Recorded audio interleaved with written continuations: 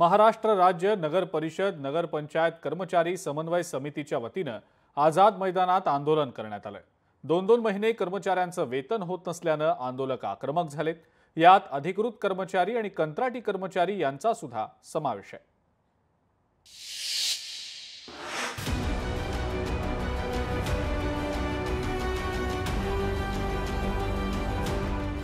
पगार रखडले, घरखर्च चालवायचा तरी कसा? आझाद मैदानात कर्मचाऱ्यांचं आंदोलन। सरकार आंदोलनाची दखल कधी घेणार? महाराष्ट्र राज्य नगर परिषद नगर पंचायत कर्मचारी समन्वय समितीनं आझाद मैदानात आंदोलन केलंय। अनेक वेळा सरकारकडे मागणी करून देखील वित्त विभाग आमच्याकडे दुर्लक्ष करतोय। गणेशोत्सवात अनेक सरकारी कर्मचाऱ्यांचे पगार उत्सवाआधीच झाले, मात्र आम्हाला अद्यापपर्यंत पगार मिळाला नसल्याचा आरोप या कर्मचाऱ्यांचा आहे।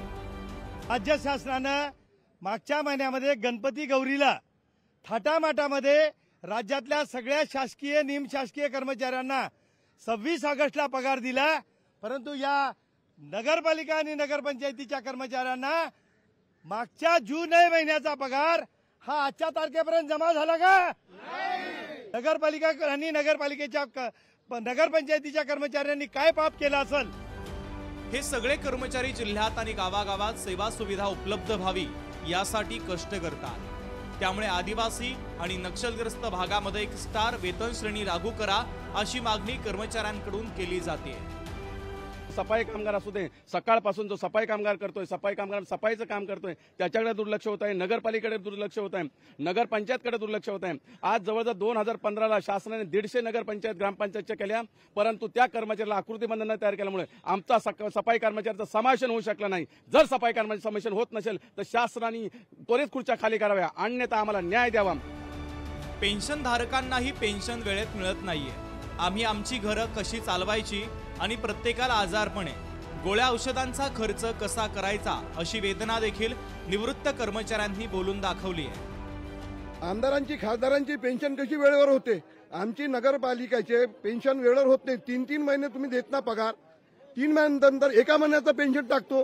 कोणी म्हातारा डायबिटीज वाला आहे, कोणी हार्ट अटॅक वाला आहे, कोणी ओपन हार्ट सर्जरी वाला आहे, ते टकटक वाट पाहत बसतात पेन्शनची कधी मिळणार म्हणून। पेन्शन सगळ्यात पहिले खासदार आमदारांची पेन्शन बंद झाली पाहिजे आणि आमची ताबडतोब 1 तारखेच्या आतमध्ये पेन्शन दिलीच पाहिजे यांनी। तर कंत्राटी कर्मचाऱ्यांना आमच्या नियमाप्रमाणे आम्हाला पगार द्या अशा त्यांच्या मागण्या आहेत। त्यामुळे या मागण्या आता पूर्ण होणार का हे बघणे देखील तितकंच महत्त्वाचं ठरणार आहे।